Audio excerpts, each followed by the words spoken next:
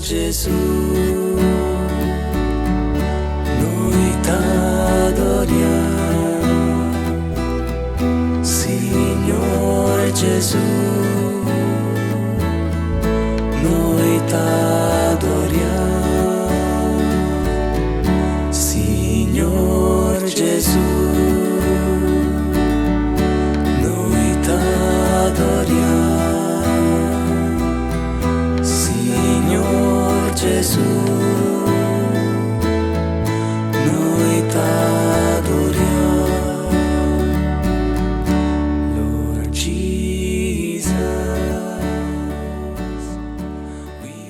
Con esta última reflexión y vamos a hablar de la sanación interior.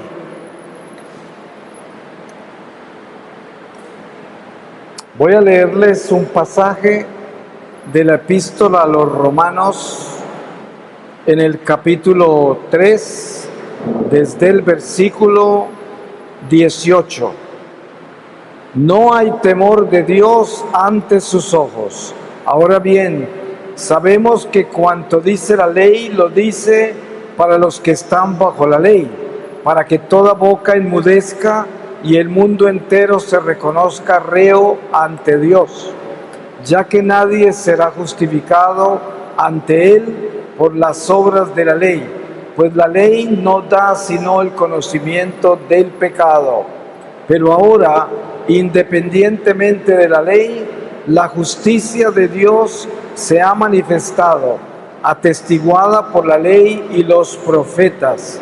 Justicia de Dios por la fe en Jesucristo, para todos los que creen, pues no hay diferencia alguna.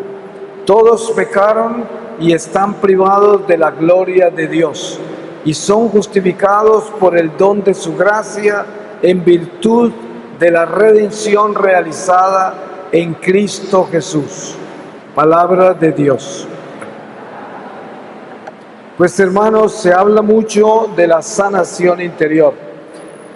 Muchas veces no es fácil entender de qué estamos hablando, porque el interior nuestro es algo invisible, intangible y muchas veces incomprensible.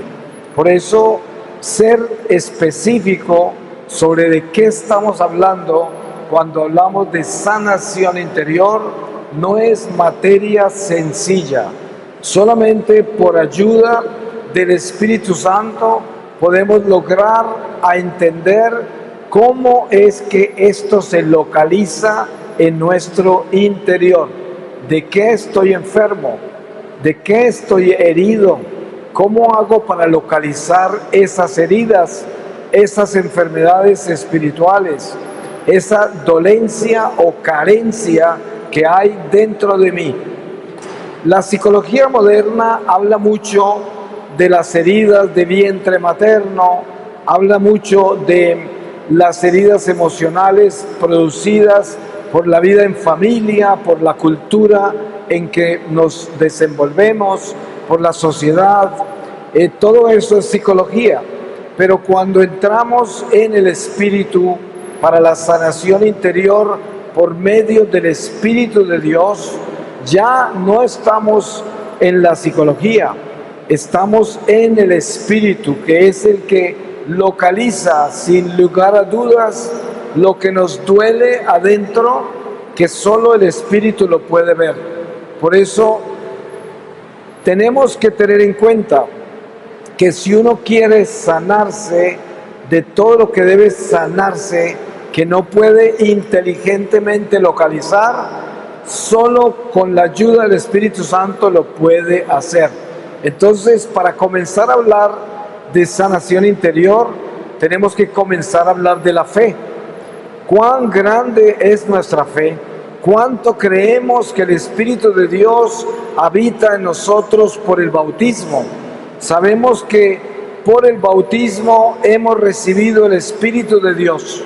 Y el Espíritu de Dios nos da conocimiento, nos da sabiduría, nos da discernimiento de espíritus, nos da la capacidad de descubrir en nosotros lo que nuestra mera inteligencia humana no puede, pero el Espíritu sí. Miren, desde que nosotros estamos en el vientre de la madre, podemos llegar a recoger muchas cosas muy negativas, como también muy buenas, pero dentro de las cosas negativas, por ejemplo, hay personas que son rechazados por la madre en el vientre materno, porque la madre no quería tener ese hijo.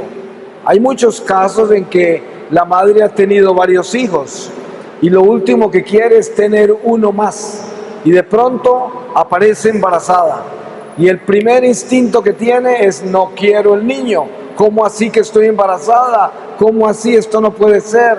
Y sin darse cuenta está rechazando esa criatura. El niño que está en el vientre, y cuando digo niño me refiero a niño o niña, porque hoy con esto del lenguaje inclusivo, pero de todas maneras el niño que está en el vientre recibe todos esos impactos. Entonces, cuando uno es rechazado en el vientre de la madre, ya lleva una herida, la herida de rechazo. Yo pienso y considero, no porque esto me lo haya revelado el Señor, sino que lo hablo desde mi humanidad. Pienso que todo ser humano debe orar por la sanación de rechazo del vientre materno, porque ninguno de nosotros sabemos qué pensó la madre cuando quedó embarazada de nosotros. Por muy buena que sea la madre, a veces sin tener una intención mala, rechazó el bebé por miedo, porque no quería tenerlo, porque piensa que no es el momento, y de pronto después lo aceptó. Pero de todas maneras el primer impacto lo recibió el bebé de todas maneras. Así de que es saludable que nosotros le ofrezcamos al Espíritu Santo la sanación de rechazo en el vientre materno. Ahora, durante nuestra infancia ocurren muchas cosas, dependiendo de la familia en que nosotros nacimos, dependiendo del medio en que crecimos. Hay niños que crecen en hogares abusivos, donde los golpean físicamente con mucha violencia y con rabia de parte de los padres, a veces de los hermanos mayores, a veces de los tíos, y los niños crecen golpeados, abusados físicamente, y eso crea en nosotros un rechazo a la gente, una desconfianza a los seres humanos, un resentimiento que se puede luego reflejar en un resentimiento social, miedo a la gente, complejos, toda clase de situaciones producidas por el abuso físico durante la infancia. Después, cuando nosotros estamos en adolescencia, ocurren muchas cosas que pueden causar heridas. Por ejemplo, el adolescente está buscando identidad, necesita saber quién es y está buscando definirse como persona, tanto en sí mismo como en su familia, como en la sociedad, como en la comunidad, y si está en la iglesia, como iglesia. Y todo esto implica una dirección muy sabia de parte de los padres, de parte de los educadores, de parte de los sacerdotes en la iglesia. Desafortunadamente vivimos en una sociedad que no tiene tiempo para los hijos, y la mayoría de los adolescentes crecen sin tener la compañía de los padres, ni siquiera los sacerdotes, porque muchos sacerdotes no tienen tiempo para las ovejas. Entonces, en la adolescencia se pueden crear muchas heridas, heridas de rechazo, heridas existenciales, donde el joven se siente solo, donde se siente que no hay con quién hablar, no hay con quién comunicarse, nadie me entiende, y de repente se define como persona así. Y una persona así es inconstante, es una persona llena de dudas, llena de inseguridades, llena de negatividad, y también llena de rechazos a la gente. Y bueno, estoy hablando de todo lo que es como negativo, porque también tenemos el lado muy positivo, que es el que nace en un hogar católico, que es obediente a Dios, que es un hogar de oración, que es un hogar de fidelidad a Dios, que es un hogar de caridad, de compasión, donde no hay abusos físicos contra los niños, donde hay un ambiente sano en la familia, donde se provee apoyo al adolescente y lo acompañan en la confusión de su búsqueda de identidad. Esta es una familia que crece en Dios, favorecida y bendecida. Desafortunadamente, hoy en el mundo que vivimos no hay muchas familias así. Sin embargo, las pocas que así son la bendición de la iglesia.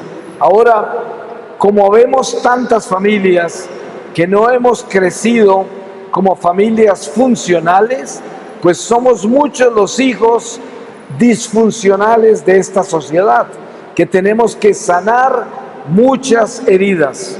Ahora, ya de adultos vienen otras heridas que son espirituales. Miren ustedes todas las prácticas de la nueva era que hay. Aquí de México les puedo contar por encima lo que yo sé. Aquí hay un culto muy popular que es el culto a la muerte. La llaman Santa Muerte, como ignorantemente la llaman, y mucha gente, incluso católica, tiene relación con esta monstruosidad diabólica. Miren ustedes algo, la muerte no es santa, porque la muerte es el demonio. La muerte es lo que Jesús derrotó. Cuando ustedes se dan cuenta quién es Jesucristo, se dan cuenta que Jesucristo en la cruz derrotó la muerte. Entonces la muerte no puede ser santa si Jesús la derrotó en la cruz. ¿Cómo puede ser santa? La muerte es el demonio. Por eso los que adoran la muerte adoran a Satanás. La muerte es el pecado mismo. Por eso se dice que Jesús, Redentor, vino a redimirnos de la muerte en que estábamos en el pecado. O sea, a liberarnos del diablo. Hay mucha gente herida con la brujería, con el espiritismo, con las prácticas de limpias. Hay mucha gente que se hace limpias y creen que eso es bueno. Cuando se hace una limpia, se invocan espíritus que llegan a la limpia, y esto produce problemas espirituales en la persona. O sea que en vez de limpiarlos, lo que están es ensuciándolos, espiritualmente hablando. Es ignorancia, porque son supersticiones, y las supersticiones son del espíritu del mal. Así lo hayan hecho los abuelos, los tatarabuelos o quien quiera que lo haya hecho, eso no quiere decir que es bueno. Un católico sano nunca practica nada de esas cosas. Uno no puede ir a que le lean la mano, ni que le lean las cartas, ni que le lean el chocolate, ni que le lean nada, porque lectura de esas cosas es espiritismo, canalización de espíritus, y eso trae enfermedades espirituales. Entonces, el católico que camina por el sendero de Jesucristo, lo único que practica son los sacramentos, o sea que se confiesa con frecuencia, comulga con frecuencia, tiene una relación personal con la Virgen María y tiene una relación personal con la oración. Es una persona de oración, y eso es todo lo que un católico debe hacer y lo que debe practicar, nada más. Miren ustedes que dentro de la Iglesia Católica tenemos un tesoro absoluto de devociones, de tradiciones, de ejercicios espirituales que nos mantienen en gracia de Dios y nos llevan a convertirnos en personas santas para poder llegar a la gloria del Señor. Pero tenemos que evitar todas las prácticas que no son de la iglesia, porque todas las prácticas nos hacen daño y nos causan heridas espirituales muy graves. La otra área de heridas es los 7 pecados capitales.